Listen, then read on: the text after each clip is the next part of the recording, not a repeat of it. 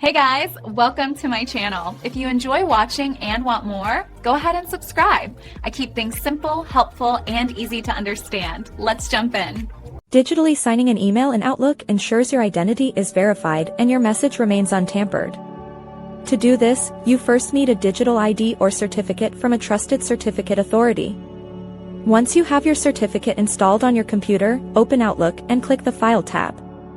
Select Options and then choose Trust Center from the side menu. Click the Trust Center Settings button and navigate to the Email Security section. Under the Encrypted Email heading, click the Settings button. Here, you will name your security settings and select your signing certificate by clicking Choose. Hit OK to save these changes. Now you can sign individual emails.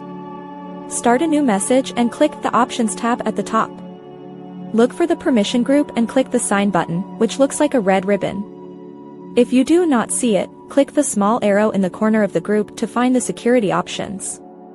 To sign every email automatically, go back to the Trust Center settings and the Email Security tab. Check the box that says Add Digital Signature to outgoing messages.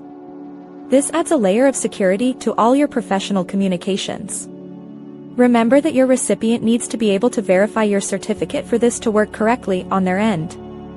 Digital signatures are different from text signatures because they use advanced encryption to protect your data. This process builds trust with your clients and colleagues by proving the email really came from you. Following these steps makes your digital correspondence much more secure and professional for everyone involved in the exchange. Thanks for watching. Please like and subscribe.